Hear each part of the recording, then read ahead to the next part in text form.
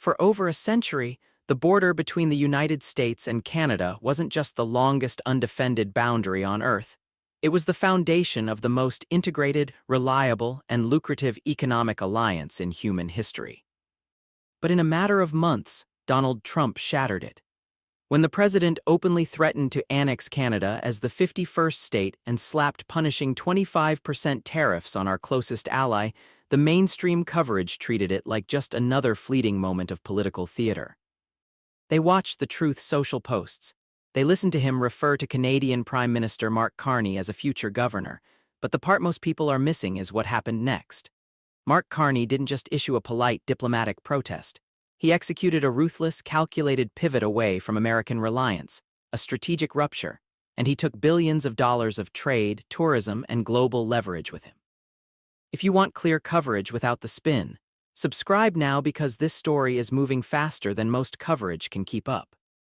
By the end of this video, you will understand exactly how Trump's attempt to bully Ottawa engineered an unprecedented retaliation, why American border towns and taxpayers are suddenly footing the bill, and the one crucial number that changes the entire picture. To understand the magnitude of what just happened, you have to step back and look at the bigger picture of what the United States and Canada actually are to each other. We are not just neighbors, we are not just allies. We have been, for all intents and purposes, a single, massive, breathing economic organism. If you drive a car that was manufactured in North America, the parts in that car cross the United States-Canada border an average of 7 times before the vehicle was ever driven off the lot. 7 times. A steering column is stamped in Ontario, shipped to Michigan to be assembled, shipped back to Windsor for finishing, and sent back to Ohio to be put into a chassis. It is a circulatory system.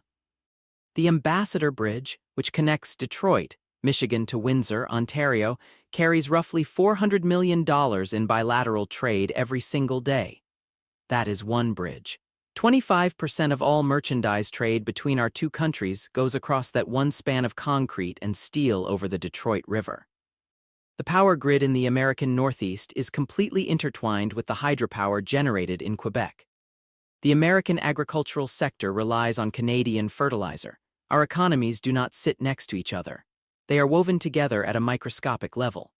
For decades, the political establishment in Washington, regardless of whether it was run by Democrats or Republicans, understood this foundational reality. You do not mess with the wiring of the house you live in. You might negotiate. You might argue over dairy quotas or softwood lumber, but you do not threaten to blow up the foundation. Then came the return of Donald Trump and a radical, unprecedented escalation. In the opening days of his administration, the strategy out of the White House was absolute, overwhelming economic force. The America First agenda was put into overdrive, and Canada was placed squarely in the crosshairs. The administration announced a staggering 25% tariff on all goods coming from Canada and Mexico. A 25% tax, let me make that simple. That is not a tax that the Canadian government pays to the American government. That is not how tariffs work, no matter how many times politicians claim otherwise. A tariff is a tax paid by the American company importing the good, which is then immediately passed on to the American consumer. It is a sales tax on your life levied by the White House. But it was not just the economic policy that shocked the international community. It was the rhetoric. It was the deliberate, humiliating degradation of a sovereign ally. In a highly publicized, deeply surreal meeting at Mar-a-Lago, Donald Trump reportedly told Canadian officials that if Canada could not meet his demands regarding border security and trade deficits, they should simply become the 51st state. He suggested that the Prime Minister of Canada would make a great governor. The mainstream cable news networks ate this up. They played the clips on a loop. They convened panels of pundits to debate the tone of the remarks. They treated it as a brazen, alpha male negotiating tactic. The assumption in Washington, an assumption built into the very DNA of the Trump administration's trade policy, was that Canada would simply have to fold. The prevailing wisdom was that Canada's economy is roughly 1/10 the size of the United States economy. They need us more than we need them. They send over 75% of their exports to the American market. Therefore, if the United States applies maximum pressure, if the president threatens to tax their entire export economy into oblivion while simultaneously threatening their sovereign identity, Ottawa will eventually panic, return to the negotiating table on their knees, and accept whatever humiliating terms are offered.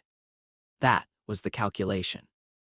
It was a calculation based on an outdated assumption of Canadian political behavior, and it was a catastrophic miscalculation. If this breakdown is helping you cut through the noise, hit like. That tells me to keep making these because we need to follow the thread of what actually happened next away from the glaring lights of Mar-a-Lago. To understand why the White House strategy failed so spectacularly, you have to look at who they were dealing with. The Trump administration was acting as if they were still bullying the polite, consensus-driven government of Justin Trudeau, but the political landscape in Ottawa had shifted. The man sitting in the Prime Minister's chair was no longer a charismatic, legacy politician focused on global public relations. It was Mark Carney. Mark Carney is not a man who gets intimidated by loud men in golf resorts. He is a central banker.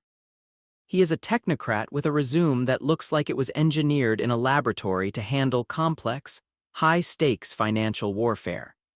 He spent years running the Bank of Canada, safely steering the country through the 2008 global financial crisis while American banks were collapsing in spectacular fashion. He was so effective that the British government actually recruited him to cross the ocean and run the Bank of England, making him the first non-Briton to hold that post in the institution's 3-century history. He is a man who understands leverage, markets, and macroeconomic pain points better than almost anyone else alive. When Donald Trump launched his 25% tariff threat and issued his 51st state insult, Mark Carney did not panic. He did not rush to the microphones to issue a tearful plea for the historical alliance. He went to work. The first major public signal that the game had fundamentally changed came in January at the World Economic Forum in Davos, Switzerland. Historically, Davos is where world leaders go to give sweeping, optimistic speeches about global cooperation. But Carney used the platform to deliver a message directly to Washington, and it was a message of unprecedented cold defiance. In what analysts are now calling the Davos Doctrine, Carney laid out a new reality. He stated unequivocally that Canada was done playing the role of the subservient younger sibling. He said, and I quote, "Canada does not live because of the United States." It was a stunning rebuke. It was a public declaration that the era of automatic American deference was over. Carney articulated a vision of a Canada that would no longer allow its domestic economy to be held hostage by the erratic political whims of the Oval Office. He argued that if the United States wanted to treat its closest ally as a hostile foreign competitor, then Canada would act accordingly. They would aggressively diversify their trade portfolios. They would seek out new partnerships in Europe, in the Indo-Pacific, and yes, even in areas that would make Washington deeply uncomfortable. He was signaling a strategic rupture. He was telling the world that the United States was no longer a reliable partner and that the rest of the globe should adjust their supply chains accordingly. The White House dismissed the Davos speech. They viewed it as posturing. They assumed it was just tough talk for a domestic Canadian audience, a politician trying to look strong after being humiliated by the American president.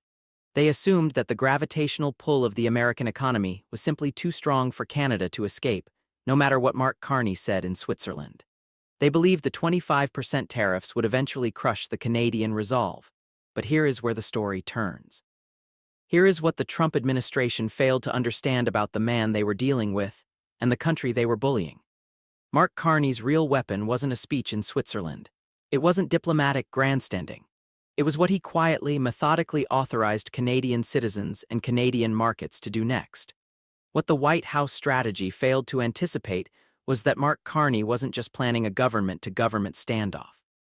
He was preparing to weaponize the very thing Donald Trump claimed to champion, the power of the consumer. In a move that caught the American Department of Commerce completely off guard, Carney didn't just retaliate with matching tariffs on American steel or dairy, which is what everyone expected. Instead, he leaned into a grassroots, digitally coordinated movement that effectively told every Canadian citizen, if they don't want us as an ally, they don't need our money. Almost overnight, the Buy Canadian sentiment shifted from a quiet patriotic suggestion to a national economic directive. But it wasn't just about groceries. The real damage started at the border. You have to understand that for decades, American border towns from Maine to Washington state have survived and thrived on the Canadian weekend. In cities like Buffalo, New York, Bellingham, Washington, and Burlington, Vermont, Canadian shoppers are the lifeblood of the local economy. They cross the border to fill their tanks with cheaper American gas, to shop at Target and Costco, and to vacation in American hotels. In some of these regions, Canadians account for upwards of 30% of all retail revenue. But under the shadow of the 51st state insult and the 25% tariff wall, that flow of capital simply stopped. Carney didn't have to pass a law to make this happen. The rhetoric from the White House had done the work for him. The result was a vacuum.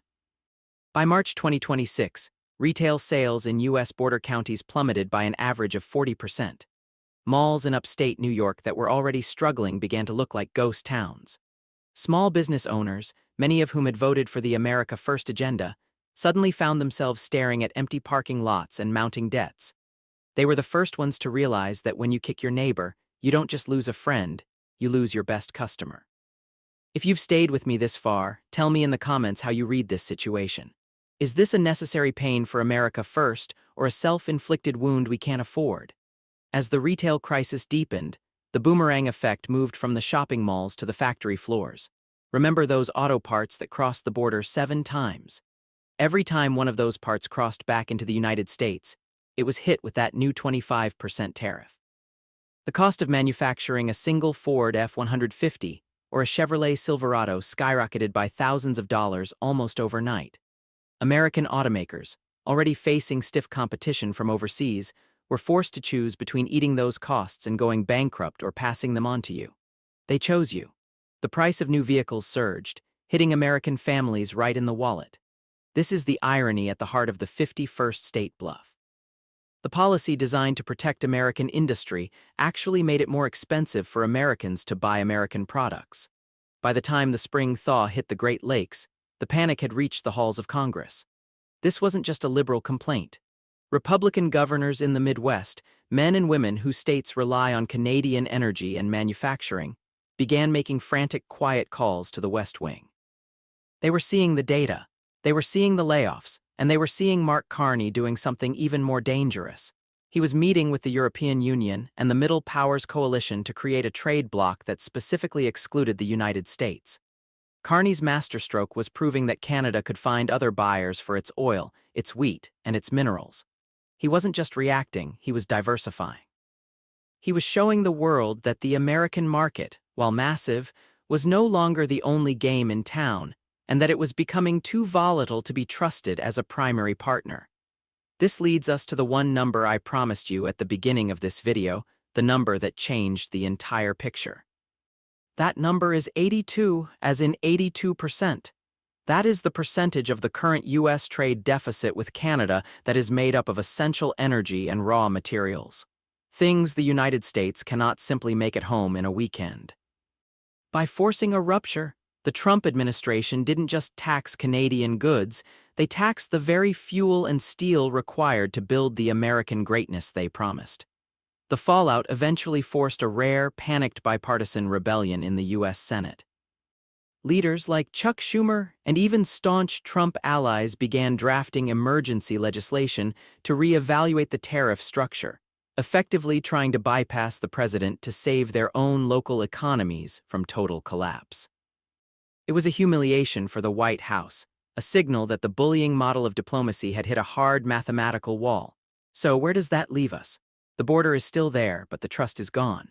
Donald Trump's attempt to treat Canada like a hostile corporate acquisition didn't result in a 51st state. It resulted in the most independent, most defiant, and most strategically distant Canada we have seen in over a century. Mark Carney didn't just defend his country. He outmaneuvered a superpower by realizing that in a globalized world, a bully is only as strong as his victim's dependence. And Canada just proved they aren't dependent anymore. We'll keep tracking this because this story and the bill the American taxpayer is currently paying is far from over. Turn on notifications, because the next move in this North American divorce will change the map of the 21st century.